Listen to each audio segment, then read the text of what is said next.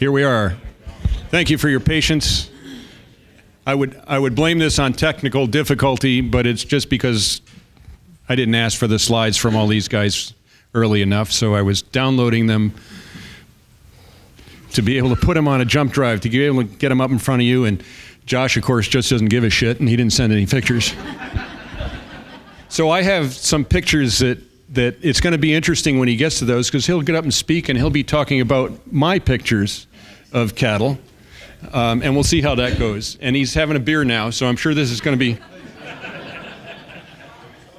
be more than you bargained for, probably. This is Rangers on the Range. I'm Gary Madison. I work for Farm Credit and serve on the Farmer Veteran Coalition Board.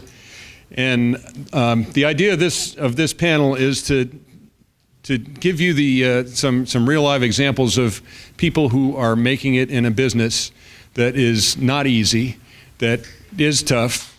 They'll tell you how tough, and to try to pick their brains and figure out how it is that they got into this business, why they got into it, how they're finding success, and how they plan to keep going. So I think what we'll do is just introduce them, let them introduce themselves one at a time in the order that's up here.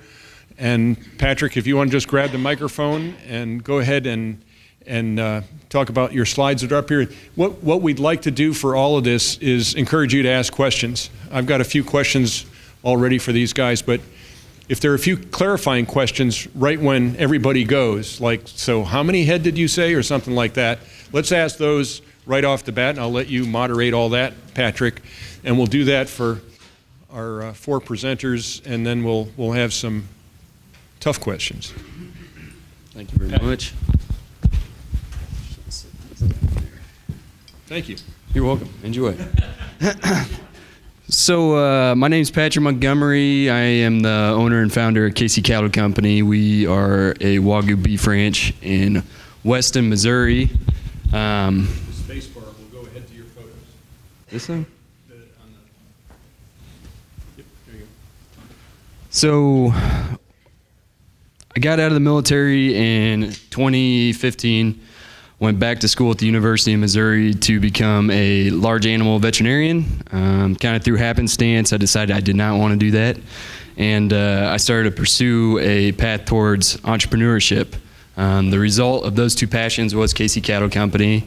Josh was a huge instrumental part in helping me get set up. Unfortunately, the restaurant market in Kansas City is not what it is down here in Austin. So we really got our asses handed to us the first 2 years that I was open. And about a year ago, we stopped selling to restaurants altogether, and we started going after the end consumer. So we specialize in shipping Wagyu beef across the country. It was a huge pain in the ass trying to figure out how you ship perishable goods, but we did figure it out, and we're doing pretty well now. The end consumers where we live, we don't go after any restaurants. We sell to two because I like the people that own them. So these pictures are a little bit meaningless. He asked for 5 pictures, and I didn't really know what to include, so I just put some cool looking pictures of cows and stuff on there. But kind of talking about some challenges I had getting started. The restaurant was definitely a huge part. Another big part is when you're doing whole animals and trying to sell the finished product is you end up sitting on the parts that don't sell well. For us, that was ground beef. Our first year, we had about 10,000 pounds of ground beef in the freezer come Christmas time. People buy steaks in equal ratios to what they buy ground beef. So for every one steak, you'd sell about 1 pound of ground beef. Unfortunately, the animal is not designed that way, so it doesn't work out very well for you if you don't have a place for that trim. Josh and I were just talking about this. Our prayer was answered via Wagyu hot dogs, and they were one of our worst sellers, and then they blew up in August, and now we can't keep them in stock no matter how much we produce. So it's a pretty great problem to have, and we're pretty blessed, but we're also facing a lot of problems because of it. So. You got more pictures? Yeah, they're kind of meaningless. So, I mean, like literally, it's just cows and stuff. So there's a cool picture of a steak and. Yeah. Yeah, should I talk about that? Okay. Let's go back there. So, we use the Homegrown by Heroes label mostly on our packaging. So all of our cryo packs, if you were to order this steak, you would see a Homegrown by Heroes label actually on the package of the steak. It's kind of a pain in the butt to get approved for that stuff with the USDA, but you submit some paperwork for the certificate, prove that you are a veteran, and it's a great marketing tool to use if you're selling a finished product. So. When you say a pain in the butt, that question was asked in the main forum earlier. How did you get through the red tape to get that stuff done? The processor that I work with is actually, they're pretty awesome. He's really taken me under my wing. He's one of the only guys that would work with me when I was trying to get started, doing one BFO every 2 months, right, when you're first getting started. And so he kind of took me under his wing, and about 6-7 months ago, we went through and redesigned our label and put some extra labeling stuff on there, like the Homegrown by Heroes label and the Wagyu claim and all that good stuff. It just takes time. It takes time to get approved, but you can absolutely do it. Am I supposed to answer the rest of the questions that you sent on that deal? No, we'll wait for that. Okay. All right, I'm gonna pass it on. Perfect. Take the beer back.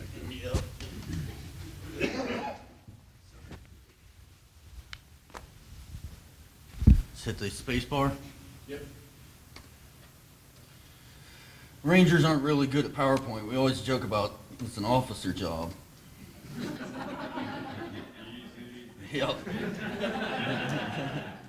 My brother was a West Pointer. You're just doing all of them? Whose are these? Those are the ones that are supposed to confuse Josh. Oh, these are yours. Well, pretty much the same thing I Up do. arrow. That's a down arrow. Up. Yeah, all right. Well, I'll give you the gist of what I do.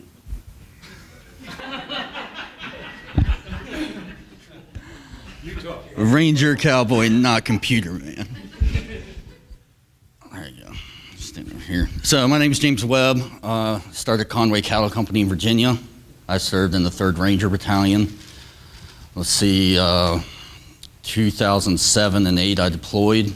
That was when there was a big switch between foreign fighters going to Iraq, and they started funneling in Afghanistan.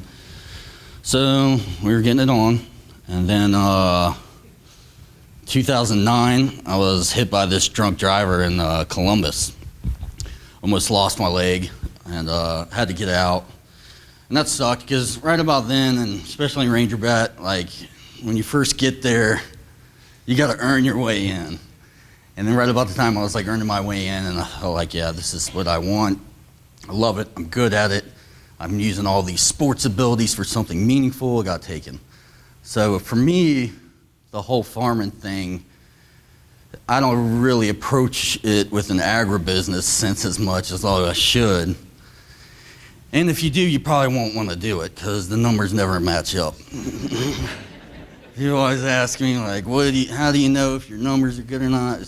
If I can put fuel in my tractor and keep going, I guess I'm good. You know? But, so I started with cow-calf operation. Well, first, I got into horses because my leg was so messed up, I didn't know what I was going to do. And I'd been an athlete my whole life. So first, I just stared at trees for a long time. And then I got on the horse, realized I could go around and do some stuff. And I realized, like, well, hell, I can work cattle with horses, so I can do something again. With farming, too, like after you serve in the Ranger Regiment, everything you do is almost saving the world or not. You've got missions that'll stop all the rocket attacks in the whole country for 8 months. You know, so you're living up to a very high standard, and you're doing something really meaningful. So when you lose that, trying to find something you actually care about again is really hard.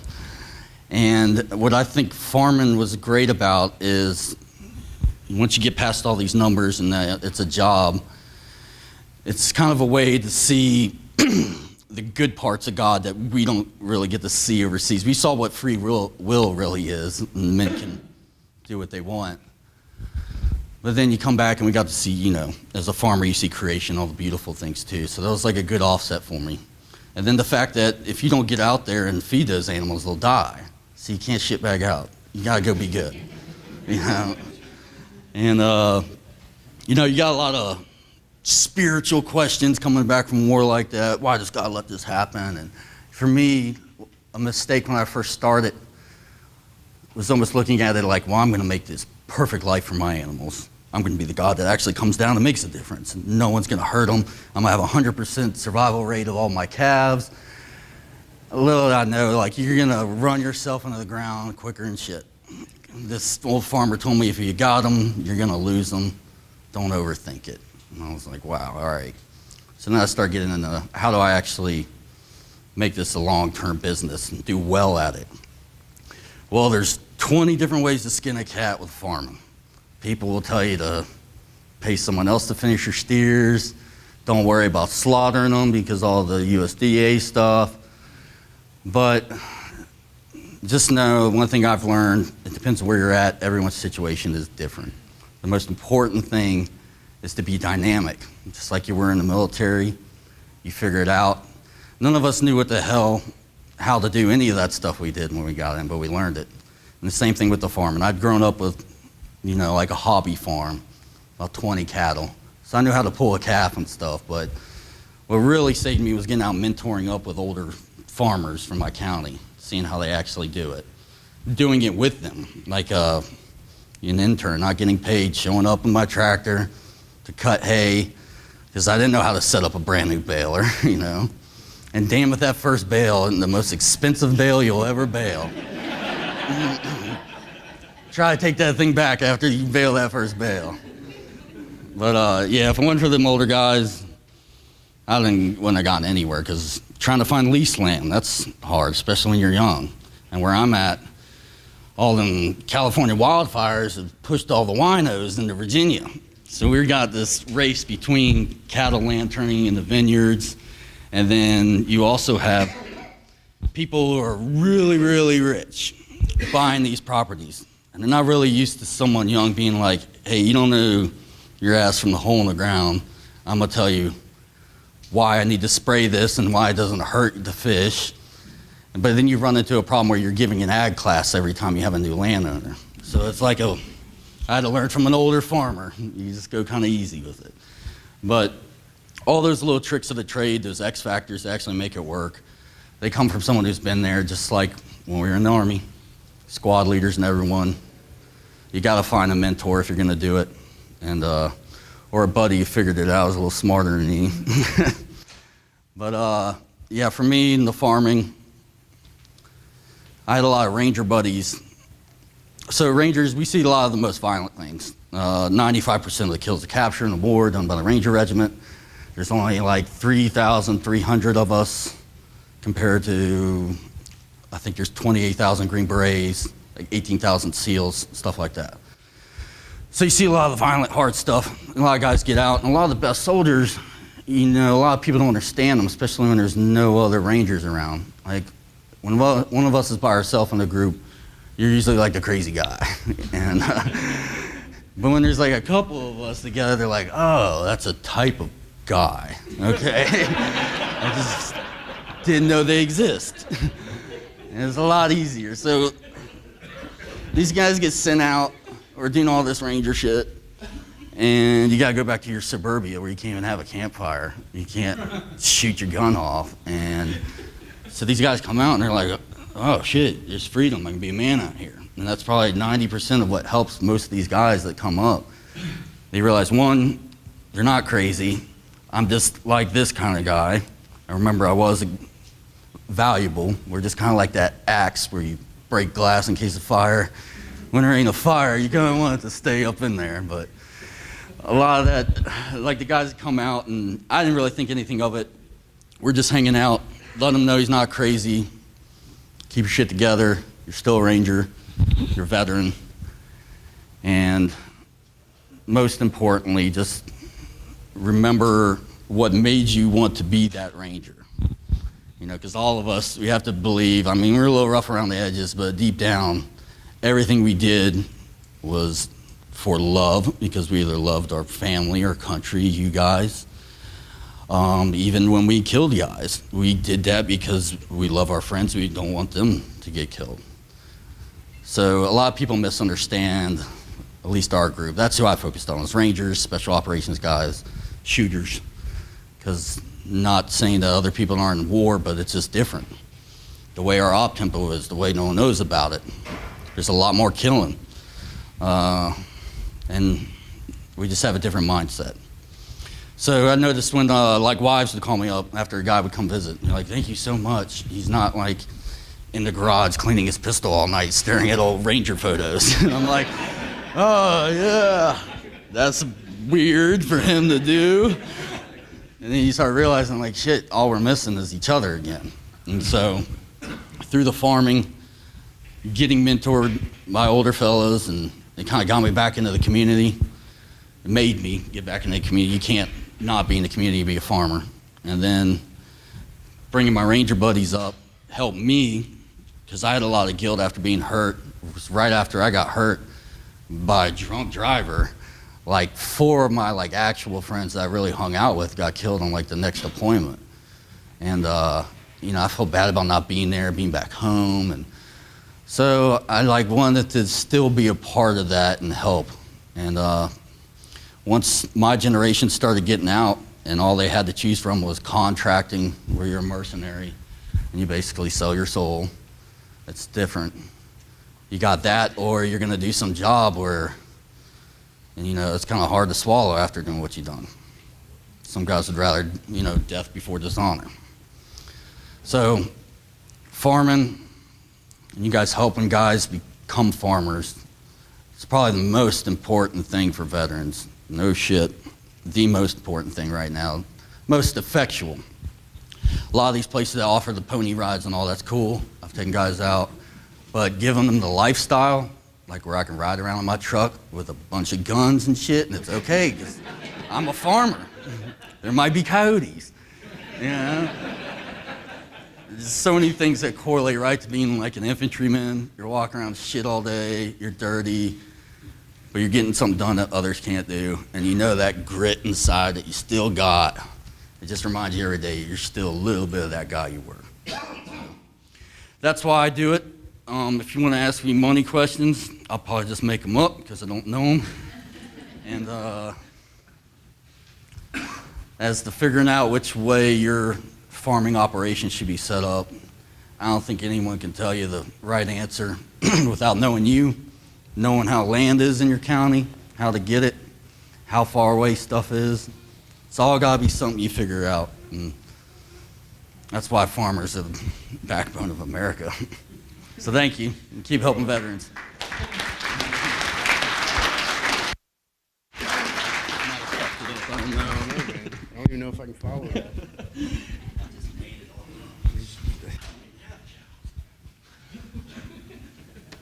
There you go. All right. That's the one picture I sent that made it through. Oh, you got 2 of them, okay. So my name's Damon Hilton. I'm out of Benton, Arkansas, right around Hot Springs, Central Arkansas. We have a complete protein operation. So we actually do chicken, beef, and pork on my place. What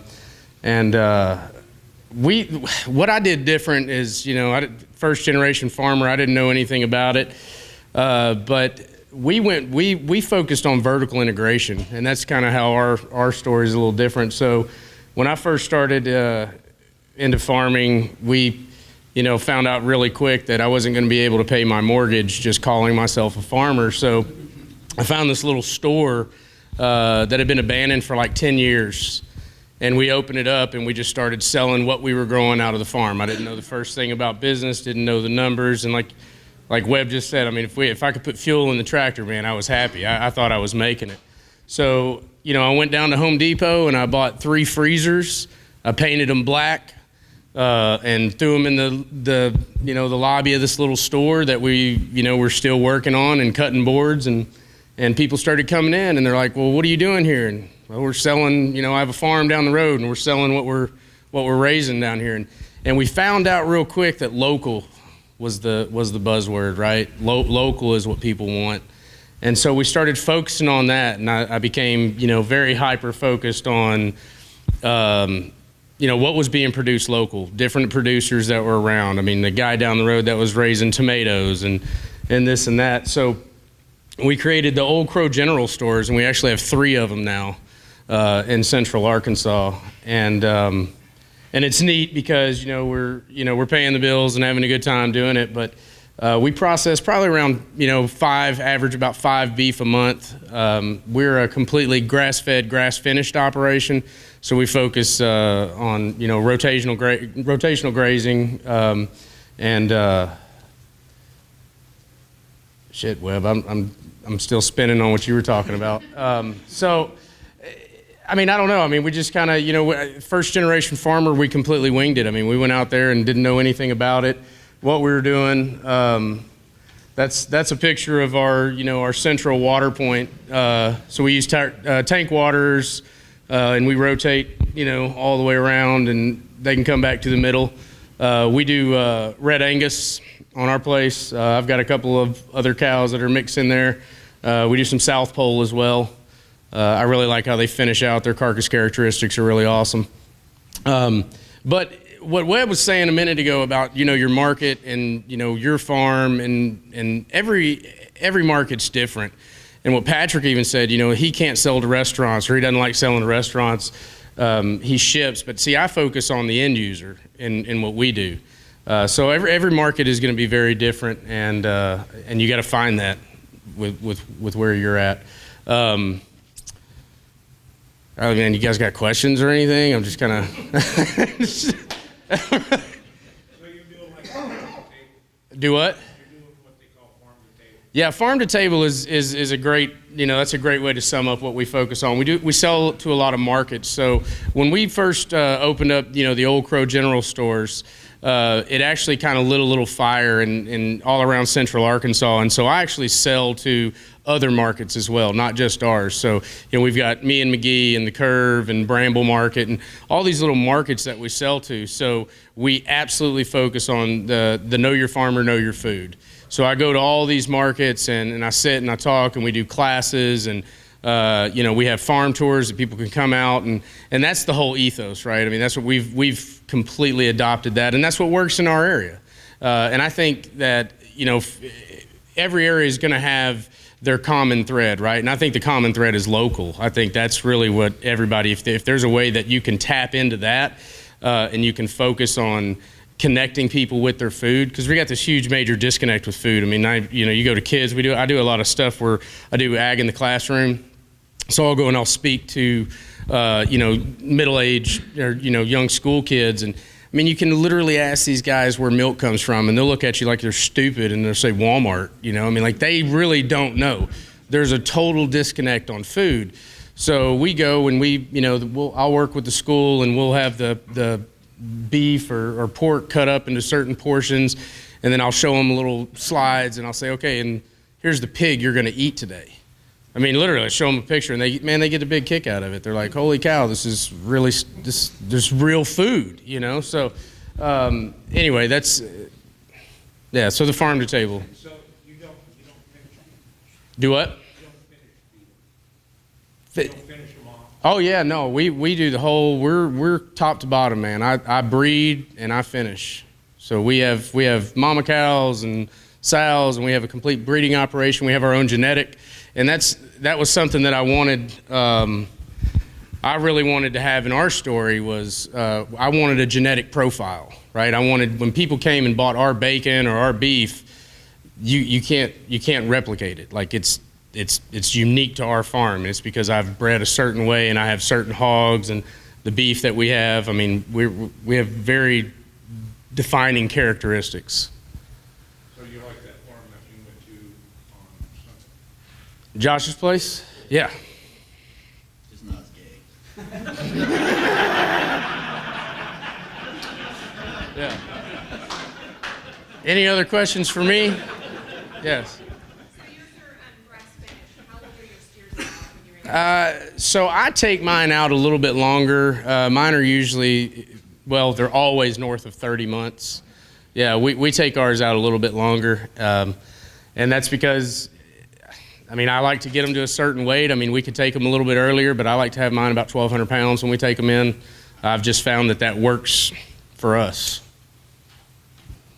Do you have something else? Yeah, how many heads did you start So I bought 28. I bought 28 when I first started, and they were all, they were stockers. So 5 years now. So now I bought some mama cows 2 years ago, and but when I first started, I bought 28 steers and finished them out and just kind of staggered it and created a pipeline and built a big ass walk-in freezer and stocked it up. It's crazy that you guys don't sell ground beef like I sell ground beef. Like I can't keep it. Yeah. I think a lot of families need, they want the ground beef. Yeah. It's too expensive at the stores. Right. Did you notice packaging, how much of a difference that I had them, like where didn't have the USDA stamp and it didn't have a pretty little label on it. It was almost like people were scared of it, like it wasn't clean or something. Hey, packaging and processing, that's a whole, that's a can of worms that like we fight every day, because you can have the best relationship with your processor, but when it comes down to at the end of the day, he's got hourly nugs that don't give a shit about what your package looks like, and they stick it in a vacuum seal and they slide it off and it falls into a crate and it's all mangled when it's frozen. And that is the biggest hurdle we face. And so, luckily we've got a really good processor and he's really reactive, but I went and picked up, a beef and whole brisket, and this dumbass just threw it in a crate, and so my brisket was U-shaped. I'm like, how the hell am I going to sell this, Yeah, I had my T-bones, they popped the seal. Yeah. Yeah. That, and, I don't know, I think you could put people in a package if you make it look pretty. Right. For sure. And see, like, you brought up an interesting thing. So, like, when you're looking at numbers, right, so bone weight is important because we sell by the pound, right? That's ultimately how we make money is poundage.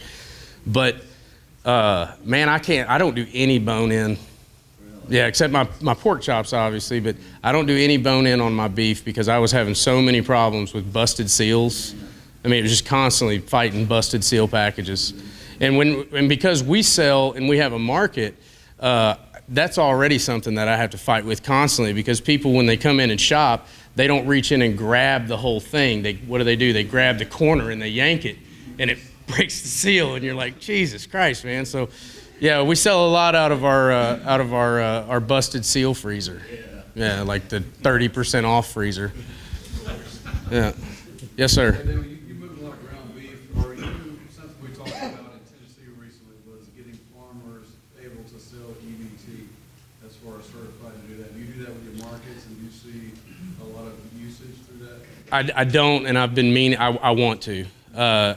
It's actually it's a low-hanging fruit. And most importantly, I think, is it gives people access to good local meat. That's something I need to do that, but I don't. But it's definitely there, and they do it at some of our farmers markets. They do it's like a 2-for-1. So if they bring their cards and the food stamp program and they put $20 on it, it actually gives them $40 to spend at the farmers market. That's something we do in Arkansas. So I do help that way, but my stores we don't do the EBT program. Do you sell farmers markets? Do you go to farmers markets? I try to, but it's time. Sometimes water line breaks, or my neighbor calls me and says my pigs are eating his cattle feed, and I don't get to go to the farmer's market. Yes, ma'am. How is the transition from I didn't really understand my numbers to I own 5 stores? That seems like there is a big... It almost cost me my marriage. Yeah. Yeah, it almost cost me my marriage. My wife, who's she's a financial planner. So this is what she does. Yeah, and she's like all motivated and hot and bothered by Excel spreadsheets, and I can't stand any of that shit. And so she makes it work. To be honest, my wife makes it work. So I go out and I just do it, and then I tell her about it later, and she says, "Jesus Christ, what are you thinking?" So, but the first store when we started it, it was doing really well. It was a profitable store, and so, it's easy to get excited by momentum, right? And so we were doing really well, and then people were coming in from, you know, the town over, and they were coming in on the weekends, and they were like, man, if you were only in town, I'd shop here more. And so I said, well, yeah, okay, I'm gonna open up a place in town. So I opened up a place in town, and they didn't shop more. It just, yeah, they fooled me, but we made it work though. We just, you know, you find a way to make it work, and you get creative with running sales, and you just learn how to do it. And you just look for opportunities and you exploit them. I mean, when you see an opportunity pop up, you go after it, and you pour yourself into it. You sell other people's stuff in your stores? Absolutely. So, I mean, and that's okay. That's actually a better answer to your question is how did we do it?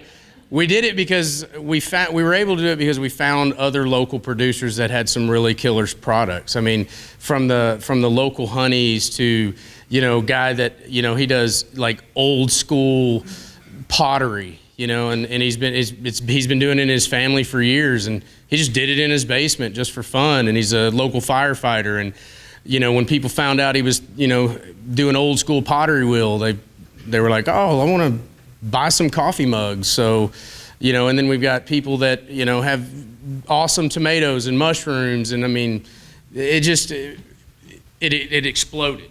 And so that allowed us to really keep the stores, because I mean, our store in town is, I mean, it's a stone's throw from Walmart. I mean, it's literally, it's a stone's throw from Walmart, and I mean, we're doing great. And it's because, like I said, it's, you know, people know, you know, what they get. I mean, and people will spend their money where they want to spend their money. So you have to give them a reason. So you separate yourself by providing good quality product and giving them kick-ass service. I mean, and that's really where you separate yourself, is service. Yes, ma'am. How do you get them through the door? Like, what do you do to market? Do you Facebook? Do you newspaper? Do you TV? Do you all of it? None of it? None of it. I'm like the world's worst. My buddy John over there is like, he teases me all the time. He's like, man, you really need to start doing social media, man. I'm terrible at it. I've been really fortunate with the store, our story. Our story's cool, and it resonates with people that, you know, we were just out, first generation farmer, and then I bought a farm, and then I opened a store, and, you know, Ranger and 5 deployments and all that, and people want to hear more about the story. So we've been really fortunate with a lot of, you know, local press coverage, and so, but it's all word of mouth, you know, and we do have, you know, some social media, and we, you know, but we don't market it. We don't actively do it. It's literally word of mouth. Your reputation will carry you. So if you provide good service, good product, I mean, when people go over and they're grilling out hamburgers, and somebody's like, damn, man, that's a really good burger. What's going on here? And he's like, oh, man, local beef guy, you know, and so that's kind of how it goes from there. Yes, ma'am, did you have a question? I was going to ask, so when you diversify in your store and you now purchase, are you purchasing product from those other veteran farmers or other farmers locally? Absolutely. We do. I don't know if Terrell Spencer is in here or not, but he has Across the Creek Farms in Northwest Arkansas. I mean, I was doing a pastured bird that really focused on that, and I realized that Spence was the man when it came to raising pastured birds. So now I buy chickens from him with his label on it. I mean, it's got Across the Creek Farm, and then I buy it from him at a wholesale price, and then I take it to my stores and sell it and tell people the story about how a veteran in Northwest Arkansas raises the chickens. So here again, it goes back to the connecting people with their farmers, connecting people with their food. Did you start a separate LLC or business for that, or is that? Oh, that's a Jana, my wife, question. I have no idea. I have no idea what any of that. Yeah, she tells me all the time. She was like, "You cannot plead ignorance to the IRS, Damon." And I'm like, "Well, sure you can. I'm not doing anything wrong." She's like, "Yes, you are. You can't do that." Yes, sir. Yeah, this is a question for all y'all. How do you guys choose the breeds that you are utilizing on the farm? I'll jump in on that one, and I'll hand off to these guys. So when I first started, you know, we're in black cow country, man. I mean, it's all about Angus and Brangus cattle where I'm at. I'm like the only guy that has any red-hided beef. But we we basically were going for, number one, I wanted something that I enjoyed looking at, and I like a red-hided cow. I mean, I just think they look prettier, and so that's honestly where I leaned and gravitated. But South Pole beef and that cross that we have, I was looking for something that had good carcass characteristics on grass. So the more I read and the more I researched, that's where I found South Pole beef. And then the Red Angus that we crossed with, there's a guy named Rathel King up in Marshall, Arkansas, and he does, like, he's revolutionary, whatever the hell that word is. He did like ultrasounding on his beef to, like, he bred these genetic markers to get like the perfect marbled ribeye. So I paid $2,000 a piece for those mama cows, and they were worth it. There's good cattle. So anyway, there you go. Let the other guys go. You can start your story with the whole why you chose. No, you're up. Oh, okay. So I did Wagyu. Well, one, because Josh was doing it, right? So if Josh does it, it's got to be cool. But really, the big thing was, if you go to a grocery store and you see so many different options at the butcher's counter, right, or in the frozen section, then there's all the extra labeling that goes along with that. But a lot of times you try those products and there's not always a palatable difference. With Wagyu, there's the science behind it, and it's a different eating experience. There's plenty of mail order beef people out there on the internet. So I wanted to distinguish myself with something that tastes different. So, How'd you choose your breed? When I first started, it was all playing a game with the market and what you're going to get the most for. And like you're saying, black cows, they'll sell for more because traditionally they finish out heavier for the guys who are fattening them up in this direction of the country. Once I start getting mad at all the little guys that weren't out there in the snow and shit, trying to chip away our profits, I was like, that's when I decided to just go finishing my beef. And then it don't matter what color they are. and that's why I got where I'm at. Simmental, I like Simmental crosses, big, tall, and strong babies, Simmental and Angus. And good luck getting them in the head gate, though. Big.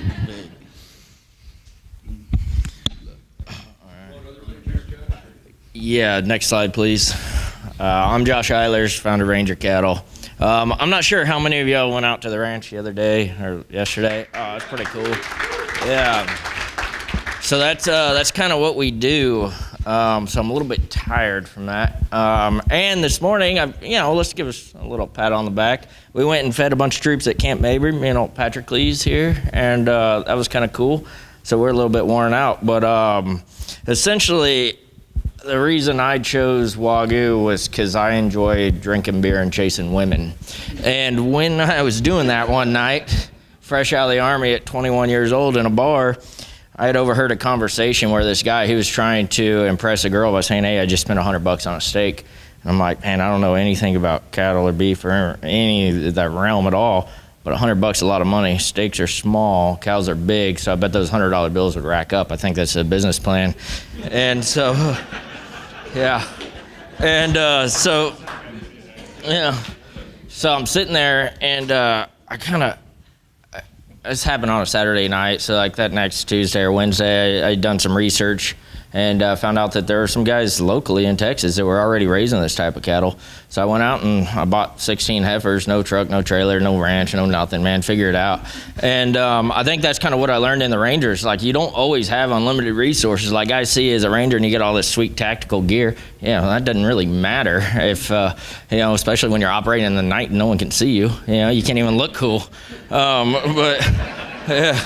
So anyway, so I probably got a little off topic with that one, but I grew that herd and I was going to school. I was 21 years old, freshman at the University of Texas, and for 4 years I was going to school on GI Bill, so there's no pressure on that herd to make any money. And one thing that, looking back, and still it fascinates me, is every year you're operating, your herd doubles in size, which is pretty cool. because next year be here before you realize it, and you'll be like, shit, man, I'm twice as big as I was. Like me and old Cole were sitting around the other day, we're like, man, look at all these cows, dude, we got kind of big. And you don't really see it coming, so it comes up and it'll hit you quick. And I guess now probably total operation size, we're somewhere around like 1,000 head or so, and we'll probably harvest about 500 a year. So we're kind of, for this area, we're probably a bigger like cattle company. We're a tiny beef company. So what we do mostly is we focus on the genetics, because I think it's important to know how this beef is created. Like there's a lot of beef companies that go out there and they'll buy carcasses, and those carcasses they can pick to buy all the best ones. Well, I want to be able to create the best ones, not only for my company, but for companies that would buy our product, because it's all about the money to me. That's all I care about. Like I'll definitely take advantage of like the agritherapy and all those aspects, but at the end of the day, man, if you're going to operate, you got to make a living. You don't do anybody favors by not like paying yourself a decent wage and by not, charging what the beef is worth. So you just got to figure out a way, whether it's local or starting your own stores or whatever you're going to do, figure out a way that you can demand a higher premium for your product, because that's like, it's hard work at the end of the day, and you deserve to be paid for your hard work. Next slide. This is, man, my buddy Gary. He came down to Texas to visit me one time and helped me out on the ranch. And he's he's the one napping right there. And but it's, on a serious note, I think you can stand up here and you can give 100 different pieces of advice, but the one that really resonates in my heart is make a living doing it. Because at the end of the day, man, if you're going to build something badass, build something that's badass and profitable, and you can pass on to next generations or to your number one employer, whoever you want to do, but build something that's worth something. And at the end of the day, it's money is what it comes down to. So yeah, whatever questions you guys got, that's about all I got. How was that? Is that okay? Yeah, okay, sweet. Should I hand it back? You want me to moderate? Sure. Yeah, all right. You guys have any questions for anybody? Yeah. Here, y'all want to just stand up here so everyone can like see you? And yeah, go ahead though. How did you get started with your land, and what are you doing today? Are you leasing the majority, or are you purchasing? Yeah, no. So I got super lucky with my land. It happened to be that the guy I bought my first animals from, those 16 heifers, was a commercial real estate guy. So he knew where land was, and he's like, hey, you could probably talk to this real estate company because they need an agriculture exemption, right? So go talk to them and see if you can put your cows out there. And so that's still how we approach today. I don't own any land. I try to own as little stuff as possible. And the whole idea behind that is I'm not interested in grandkids getting rich. I'm a single dude. And everyone's like, oh man, you can, land's always increasing in value. Yeah, not if you're broke and can't afford it. Yeah, then you just lose your land and you're still poor. Like, I'm not into that. So if you can find cheap land, like I know on one of our places, it's 1,700 acres, and we save them $3.3 million in taxes a year just because it's commercial zone. But since we have agriculture and since we're operating, they get that exemption. Yeah. So let's have everybody else ask that question about the land you own, how you got the land. What made you decide to buy that, and do you lease any land that goes along with it? And are you just a rapacious capitalist like this guy and just doesn't want to own it? I say that with all love in my heart. So for me, that was not, I remember Josh gave me that bit of advice, and that did not work for me in Missouri. Land's just not as easy to come by as it is down here in Texas. So my wife and I, we own our house in 11 acres, and then we lease another 250 acres that border our property. Picking location was what was key for us, because, kind of going back to the farm to table part, we couldn't be out in the sticks because nobody's going to drive out to the sticks on the weekend. So we try to be within a 45-minute drive of Kansas City. So we'll probably never own land because I'm never going to be able to afford acres 45 minutes from Kansas City. So yeah, same deal where I'm at. It's like 10,000 an acre in spots because it's so scenic. My pictures didn't load, but if you look at like the Facebook page, Conway Cattle Company, you'll see it's Virginia right next to Shenandoah National Park and stuff. It's all green instead of this Afghan stuff. But yeah, the trick is the real estate agents. Everywhere you go, the real estate agent, you be nice to her, you bring her free steak, whatever it takes. But they're the key into when land changes hands. And you might be able to get the piece of land that an older farmer has had forever, and they get complacent with it. Maybe they're not keeping up with it as much. But do not become their landscaper. You know, a lot of these people are going to want you to be their all-around, basically man, to do everything. And you got to be firm about the fields are yours, the cattle, the fencing, if you'll fix it, they pay for it, stuff like that.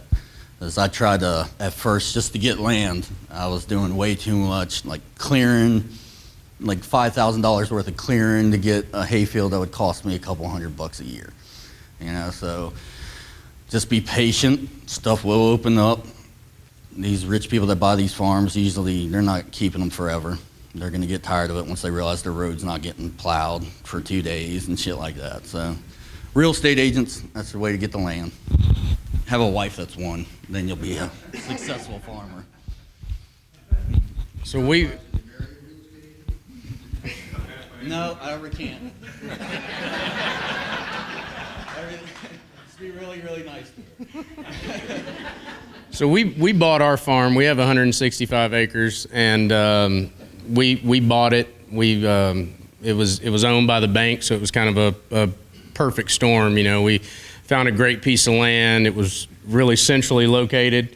I mean, we're 20 minutes out of Hot Springs, which has 6 million tourists that come through there. It's a real touristy town, and then we're 20 minutes from Benton and 30 minutes from Little Rock, the capital city. So it was a really good find, but we got lucky how we found it. So, but we bought ours.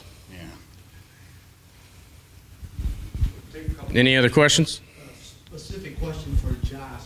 Are there any particular resources in our programs that you use to expand what you do either here or internationally or anything like that? Well, I was on that USDA panel earlier, and I had learned about a program that sounded pretty cool. Like, one of the issues with my company is I can't stress now, we try to make as much as possible. So if you're a distribution company and you try to tell me, hey, for 40% of revenue, I'll distribute your product, I say no. I'll just go buy my own trucks. Well, I didn't know that, like, you can get a loan from the USDA in your own office, like your county office approves that. I happen to be on that committee for that approval, so hopefully that goes well. Anyway, but with that, so I absolutely, first thing, next week I'm gonna sit down with them and say, hey, let's figure out this loan, because that guy that approves it is literally sitting right there, and it's super low interest, for stuff like purchasing trucks and figuring out how to do your own distribution. As far as any other programs, have I used any other programs? Yeah. What? Oh, yes. Thank you very much. Yes. So I use the STEP program. I was in Australia one time, and the Texas Department of Agriculture walks up to me, and they're like, hey, man, why are you here? And I kind of told them, I was like, man, I'm just here to learn. And he said, well, that's cool. Have you heard of this STEP program? I'm like, no. Will you break it down for me? He said, yeah, essentially you can travel anywhere in the globe to create international business. And the state of Texas is very interested in Texas commodities going global and creating that international trade. So I was like, oh, great, let's go build some relationships over there. And through the Department of Agriculture, the Small Business Administration has this grant. And I actually got first time I ever got approved for a grant in my life. And I hand wrote it on the paperwork and everything. And they reimbursed like 70% or something, a significant portion of all your travels, all your hotels, all your food, everything. And that's through the Small Business Administration. If you'd like more information on that, Miss Jamie Wood is right there. She's one of my mentors. STEP is a state trade extension program, and it isn't the only grant program that a state has for actual small businesses. So, and I don't know if you were there this morning, but when I talked about 95% of the market, the global market, is outside of the United States. So it's very important. And then for Josh's line, he's been able to market with Australia to improve his line over here. So that's, it's a Yeah, and it's super easy to do. Like they literally sat down with me in the office and we hand wrote it out, and we spent an hour on it. It was awesome. It took probably a month to get paid. I didn't actually expect to get paid because I thought I'd get denied, just because I get denied for every other thing with the government. But that one, it was great. Yeah, they approved it. It was all, yes, sir. I got a question for Patrick. That part of the doing your packaging and across the country is like the hardest thing to do. How did you crack that nut? I failed a lot. I shipped a lot of spoiled beef to customers when I was getting on my feet, mostly friends and family. I started out with the USPS, which was world's worst choice. And then FedEx and UPS, both of them, they have consultants that will actually come out and they'll teach you, like, here's how you ship perishable goods. Here's the name of, a salesperson that will provide the packaging for you. And they'll take really good care of you. Especially being a veteran, man, you tell that story, and like FedEx and UPS, they eat that stuff up. I was just telling Josh, they actually have a grant for like $50,000 that they do for small business, especially if they think you're going to turn into some type of mail order company. So. FedEx does? Yep. You're the only one doing multiple protein, right? Well, I don't know. I don't know if they're doing it anymore, but we. So I know that for me, I got out about a year ago and just used my build to do the organic farming thing, but I don't know, like on the cow and protein side. But a lot of people say, hey man, don't put your hands on too many fires. So if you're doing those other items, do you find that you're losing out in other areas of the business, or are they pretty symbiotic as far as financially and your time with the family? So that's a really, really good question. So yes and no, right? You have to structure everything where it is symbiotic. That's really important. And for me, having all of the proteins, kind of like a one-stop, that to me was a convenience for the customer, right? Chicken, you don't make any money on chicken, right? You really don't. You make money on eggs, but chickens are really hard to make money on. But chickens turn really quick. So you create cash flow with your chickens. We actually make more money on pork than we do on beef, but beef is wildly popular. So they all work together. But I have one of my mentors always tells me, make the one thing, right, and focus on that. So that's actually where we're at in our business right now. Is we're tightening our shot group, right? I'm actually letting go of a couple of things, and not so much on the farm, but in fact, this was actually some advice John gave me earlier in the year was having a line or having something on your farm that is just premier. So we actually have associate growers now. So I've got guys that raise my hogs, they'll buy piglets from me, and then I buy them back from them. So I can focus on the premier, the mule foot hogs that I have, which is we get way more money for that meat. So you have to structure it to where it all comes together, but you have to balance. It's a balancing act for sure. Yeah. Everyone, this is John Jackson. He's hiding. Yeah. He was in third ranger God. He's one of the most successful yeah, farmers. He's absolutely. got everything on his farm, so really. Hey, so you asked a great question, right? And one of the major things that I tell a lot of small family farms is to create your farm like a mutual fund, okay? And the reason why I say that is because you're not growing millions of pounds of beef or millions of pounds of pork, where if you know in the state of Texas, millions of pounds of beef, it's a pennies game, okay? The price can fluctuate between 79 cents and $1 in 1 week, but if you're making 6 cents out of that on 1 million pounds, you're doing really good. It really doesn't matter. So most of us don't have that land. We don't have the inventory to actually push that. So when you're a small family farm, one of the greatest things to do is is to be able to create that premium product that you have, but also have a small footprint in other things, because you don't know when the market is going to shift. I do premium pork on my farm. I go into a restaurant and I'm trying to sell that pork. Well, he already has a pork provider. But guess what? He's a French restaurant. And he doesn't have rabbit on his thing.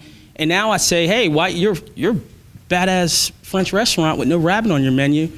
I got rabbit.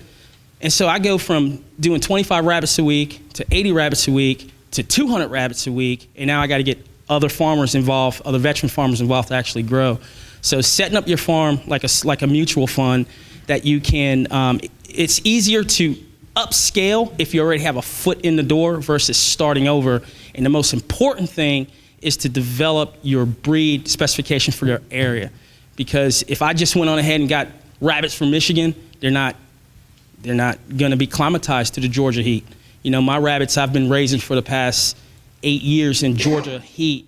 They breed outside, they live outside, they do things. And if somebody wants those rabbits from me, I found I got another business now. I'm selling rabbits, live rabbits at $100 a piece because it took me 8 years to develop them to get to that point. If you want a rabbit from me, that's how much it's going to cost. So I just wanted to talk about that as far as diversifying your place. While y'all are on that subject and that topic.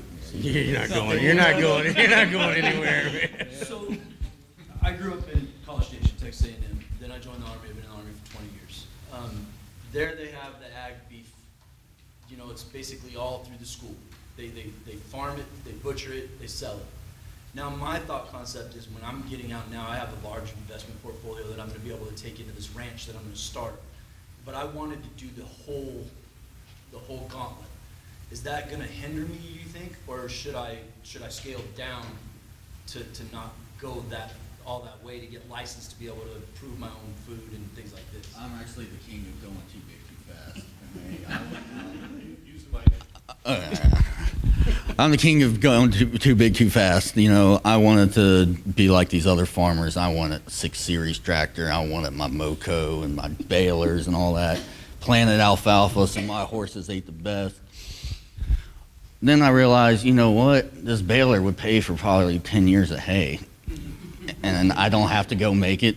I got half the amount of landowners that are bugging me to cut some tree off their driveway while my cows are getting out on the other side of the county.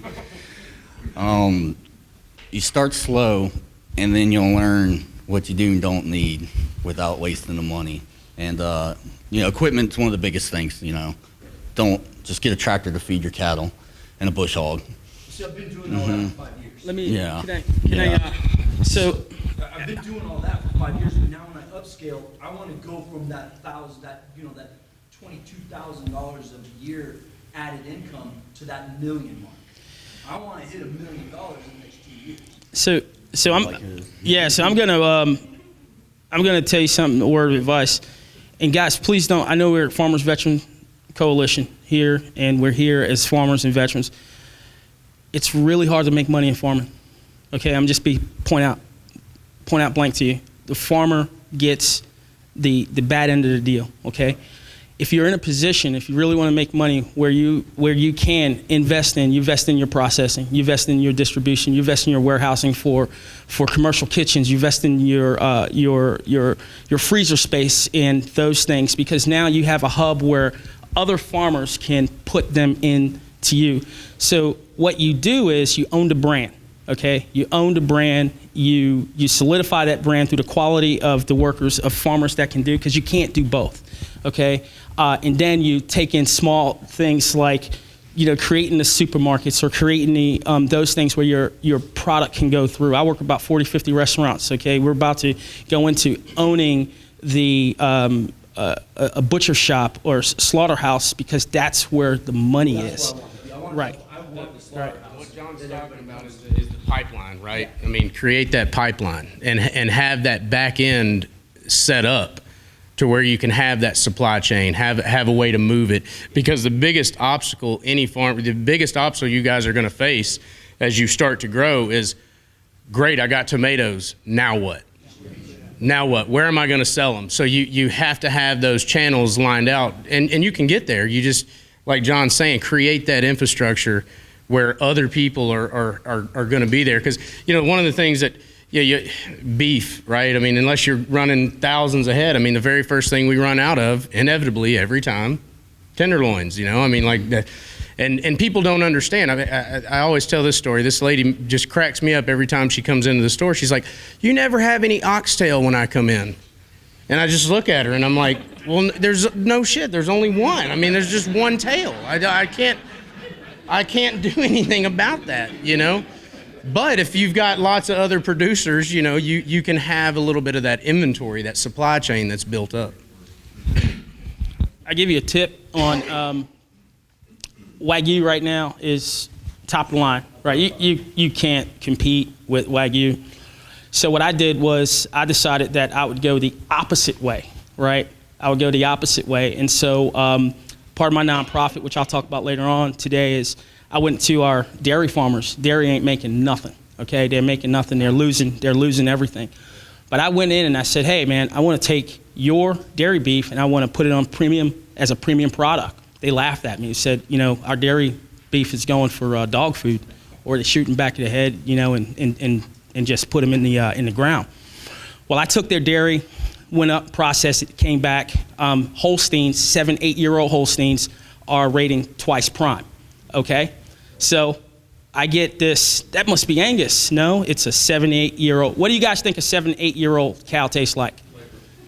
Leather, you know, a boot or whatever, right? Negative. We got the best beef in the state of Georgia, and I buy it at USDA 40 cents a pound, and I give my farmers 15 to 20% premium over that. Okay, and so now I'm buying beef at 55, 60 cents a pound. That's rated better than prime, okay, that's going to restaurants, and I'm able to make a significant amount of money for my nonprofit because we don't have fiscal sponsors. And I'm able to do that, and we went from doing 2 cows, you know, like 1 cow every other month to doing 10 a month right now, and I don't have the ability to keep up with the demand because I don't have the space. So finding your low-hanging fruit, whatever that is in your area, in your region. For me, it was dairy cows. We have now call it antique beef. Okay. Okay. Antique beef. All right. Queen of the herd. You know. And I go in and I challenge my chefs and I tell them, I say, "Hey, you know, what's more sustainable than dairy beef? You know, this is the mothers, the matriarch of the herd. You preach sustainable.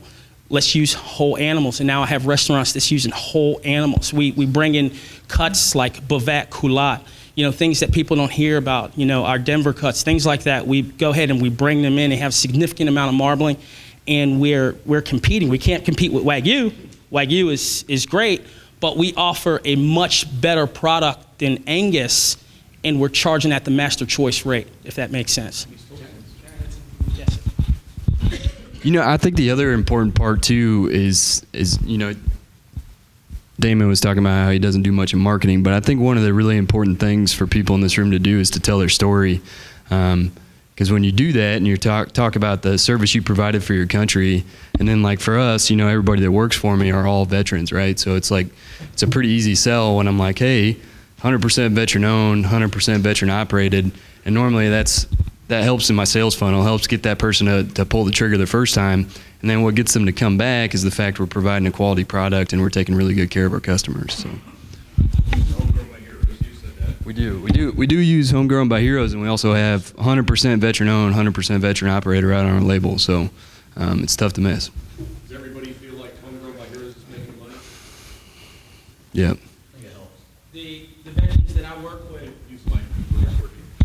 veterans that I work with, who come to our farm that I've helped actually help start their farms, they all have the Homegrown by Hero label. We're a nonprofit, so we're even though we, you know, I use agribusiness to support our nonprofit, but all those vets who come in who want to go to farming, they use the Homegrown by Heroes on their labeling and packaging. Can I add to that, since Patrick and I are close neighbors and we just started a vineyard, by putting that sign up when we go out to the Leavenworth farmers market, it may not, it just opens that door for somebody to go, "Hey, what did you do?"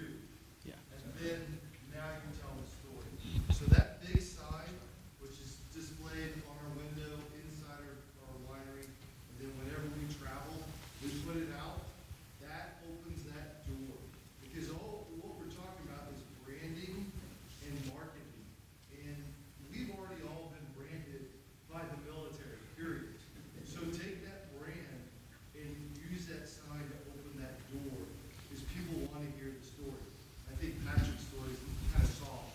The rest of our are good stores, not hatching systems. But use that side, and that's where I think you're, sir, where you were asking, how is that side, how does that help? And we take those stickers, we throw it on our bottles, labeling, branding, marketing. Yeah, I definitely think it helps because I didn't have any veteran stuff on my label. Anything extra you add on at the meat shop, you're gonna pay for. I did have to pay a little extra because you have color on it, but it was worth it because I think honestly, especially with food, and we're talking about marketing and kind of knowing what's going on in your area, everyone kind of sees, with the like the hipsters and stuff wanting to eat their healthy food, but they don't really know how it's made. So they, like a lot of people are asking me if I'm grass-fed. I don't like grass-fed. It tastes gross. I'm all natural, and because I have a closed herd, I don't have to punch everything that comes in with an antibiotic. So, and with me, with all the surgeries, I was like, yeah, I don't want to be antibiotic resistant. So that kind of stuff does sell because you can do it one way where you don't want to be a snake oil salesman telling them you're selling them something that's better and it's not really. And I think that Homegrown by Heroes label, because people know we all have morals, we wouldn't have done it. We believe in being good, we'll die before we do something wrong. So uphold that if you're gonna do it, and I think that's what it helps, is they know they can trust to feed their family, because you were gonna offer your life for us, so why would you poison us? It's for money. Because you didn't get paid shit while you're in, so.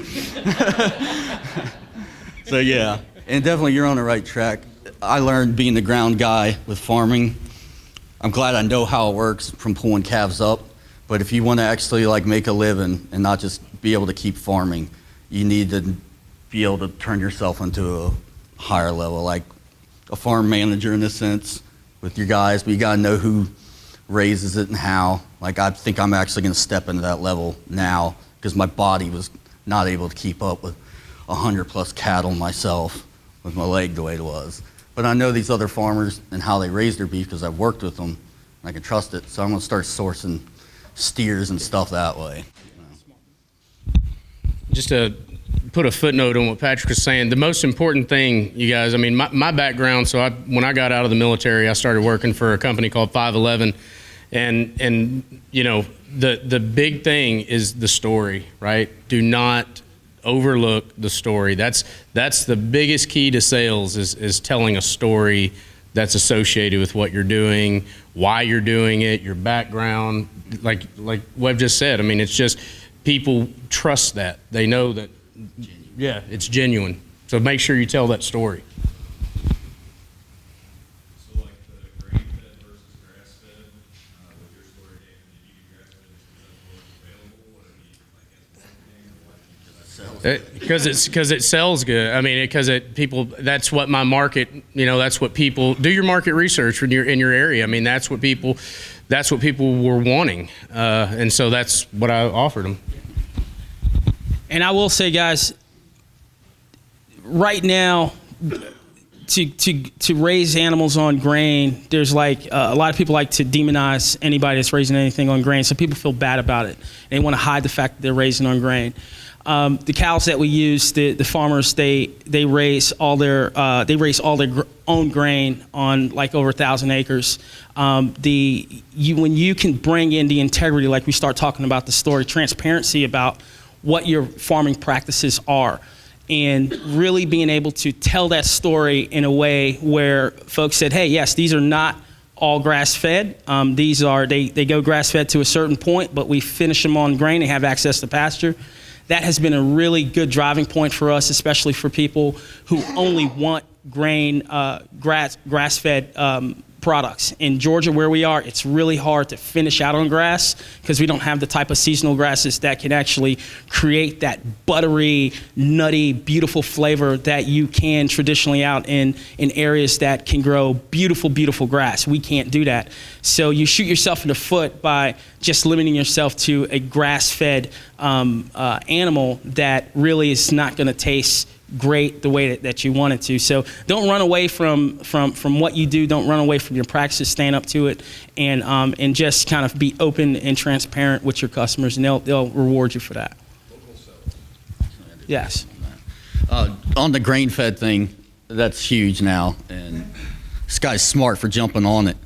But John's right, you will save money on grain, but at the same time, like depending on who's buying your steers, you got to know who you're selling them to. If you're going to a restaurant or something, that's going to be good because the people, they're going to do it for the health. But the biggest thing with the grass-fed, grain-fed is everyone's thinking of these feedlots where these cows are in all this dust and they think it's mean. Little do they know cows don't give a shit. They'll stand there in the mud and eat and they're fine. But they do get sick. It's like when we all joined the Army. Remember everyone got sick in basic training mixed in with all these other guys? So one of the biggest things I got around with is just pictures because Virginia's got a bunch of green grass and my cows are sitting out there in the field. They're like, oh, well, that's not bad. You know, yeah, that's not the thing. Yeah. So perception is reality. Absolutely. Remember that. Absolutely. You know, one of the things that you talked about grass-fed beef, and we're a grass-fed operation with a closed herd, is the fact that you cook it differently. Mm-hmm. You know, grass-fed beef doesn't have that marble and labeling, like you have in the Wagyu or even in the Angus beef. So you've also got to work with your market and teach them how to use your product. Exactly. Just, yeah, exactly like the military where if you know what you're talking about, you're not going to get in trouble because you're right. When I was talking about the landowners with, spraying with the meat, you have to know your product and you have to know what you're talking about to let them know that they don't know what they're talking about, because all they're hearing is something that's sort of slanted because, just like the news while we're at war, what do people want to hear? They want to hear that the farming industry is poisoning us. There's a lot of good farmers, even with the big herds out there in Wyoming that aren't doing the stuff people are worried about. And the whole GMO with the grass thing, or the cows and the grain, that Roundup resistant gene is pulled from a petunia plant. So it is natural. People they think it's going to make them grow third eyes, but they don't realize it's just a faster version of what we've been doing with crops anyway. So it's not really going to hurt them. And then, with your shots and stuff like that, because I'm not organic, when I try to be organic, I realized, you're not doing that animal any favors because you can't treat it. They don't know when you punch that animal, there's a residual time where you can't slaughter it, and a lot of your steers aren't going to get that anyway. So you just have to explain these things because people are scared and they don't know. So just like how he explained how to cook grass-fed, things like that'll make the difference. Marine. I unfortunately have resided in Portland, Oregon for the last several years. This is also religion.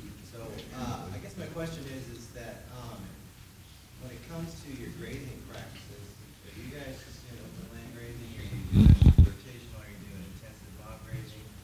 And I'm into the sustainability of land anyways, soil retention, soil erosion, and all that. So is that something that plays into your playbook and your economics, or how you guys do it? With me, yeah, it depends on the land. Like I said, a lot of these people buying it, they're just buying it for the beauty part. So if I know this guy's going to get weird about cow trails and stuff like that, I will rotate graze more just so the field's a little higher. Somewhere out in the middle of the boonies, I'm going to throw as many head in there as it'll hold when it gets dry in the year is usually what I try to make my numbers based off of. I will say this, that all depends on the bottom line and what it costs for your consumer to purchase. If you have 1 out of 10 consumers that can afford that, it's not a good business model. If you have 10 out of 10, then it's a great business model.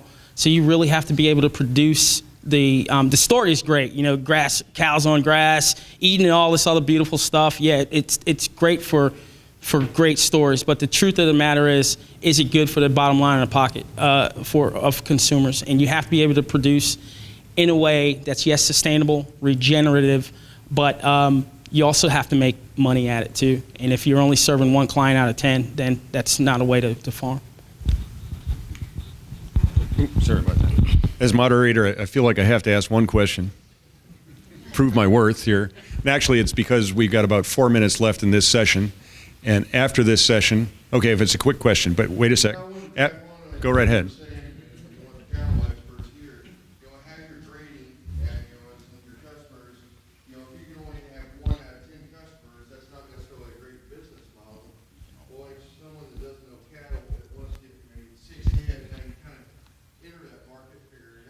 How do you figure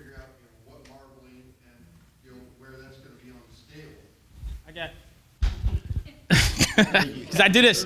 Hold on. The number one thing that every farmer in here needs to do is be attached to the hip of an awesome chef. Okay?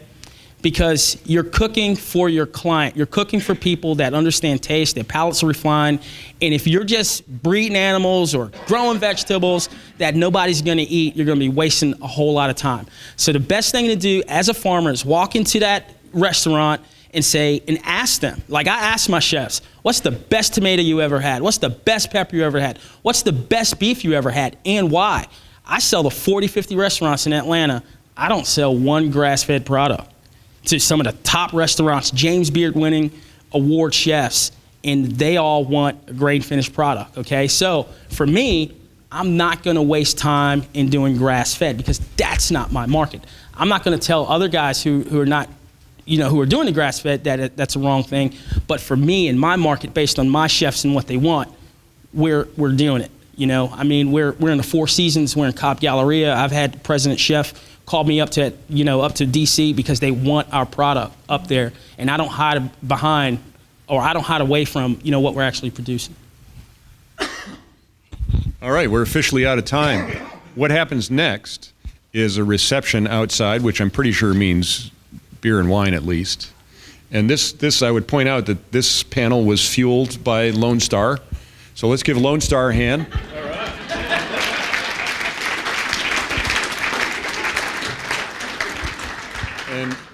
And since these guys appropriately used that Lone Star, I suppose we ought to give them a hand too. Thank you for being here.